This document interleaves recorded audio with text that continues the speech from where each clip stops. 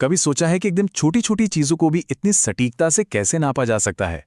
आज हम माइक्रोमीटर की दुनिया को करीब से जानने वाले हैं, जो कि प्रिसाइज माप के लिए सबसे जरूरी टूल्स में से एक है।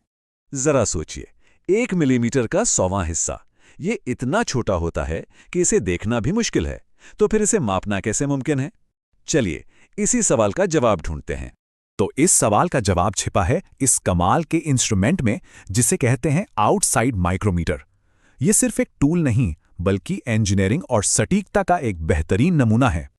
तो ठीक है, चलिए इस कमाल के टूल के अंदर झांकते हैं और देखते हैं कि आखिर ये काम कैसे करता है। देखिए, सबसे पहली दो चीजें जो हमें जाननी हैं वो है इसकी रेंज, जो कि आमतौर पर 0 से 25 मिलीमीटर होती है, और इसकी सटीकता जो है 0.01 मिलीमीटर। जी हाँ, 1 मिलीमीटर का 100वां हिस्सा। अब माइक्रोमीटर को पढ़ना कोई रॉकेट साइंस नहीं है, बड़ा आसान है। बस इसके 3 खास स्केल्स को समझना होता है। ये 3 स्केल हैं। पहला है मेन डिवीजन, जो हमें मिलीमीटर में मेन रीडिंग देता है। दूसरा है सब डिवीजन, जो आधे मिलीमीटर को दिखाता है। और तीसरा थिम्बल डिवीजन, जो हमें सबसे बारीक माप देता है। चलिए अब देखते हैं वो सिंपल सा 3 स्टेप मेथड, जिससे हर बार एकदम परफेक्ट रीडिंग मिलेगी। प्रोसेस बहुत सीधा है। सबसे पहले मेन डिवीजन को पढ़िए, फिर सब डिवीजन को चेक कीजिए, और आखिर में थिम्बल डिवीजन की रीडिंग लीजिए। बस इन तीनों को जोड़ दीजिए और आपकी फाइनल रीडिंग तैयार है। सिर्फ थ्योरी से बात नहीं बनेगी, है ना?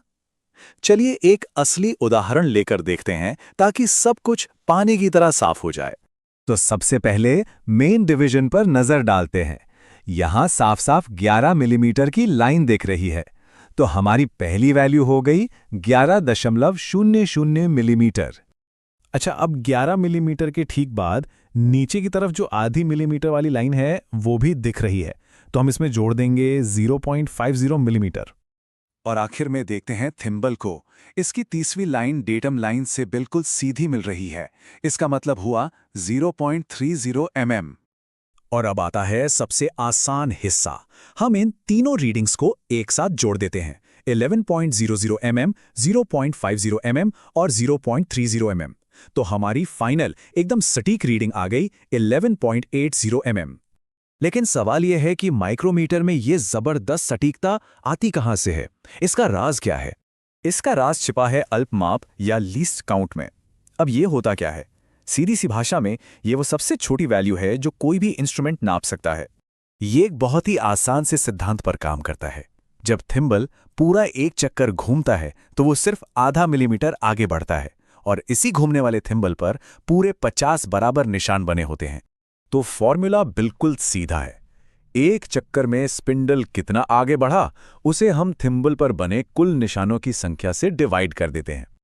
और बस जब हम 0.5 mm को 50 से डिवाइड करते हैं तो हमें मिलता है 0.01 mm। यही है इसका लीस्ट काउंट, इसकी सुपर पावर। तो बस अब आप भी तैयार हैं? इस जानकारी के साथ कोई भी माइक्रोमीटर को पूरे आत्मविश्वास के साथ इस्तेमाल कर सकता है। बस वो 3 आसान स्टेप्स याद रखने हैं। स्टेप 1, मेन डिवीजन की रीडिंग लें। स्टेप 2, अगर आधा मिलीमीटर का निशान दिखे तो 0.50 mm जोड़ें। और स्टेप 3, थिम्बल की रीडिंग को उसमें जोड़ दें। तो अब जब हम ये जानते हैं कि माइक्रोमीटर कैसे काम करता है, तो एक सवाल उठता है। हमारी दुनिया में हमारे आसपास ऐसी कौन-कौन सी चीजें हैं जो इतनी कमाल की प्रिसिजन के बिना बन ही नहीं सकती? जरा सोचिए। जवाब आपको हैरान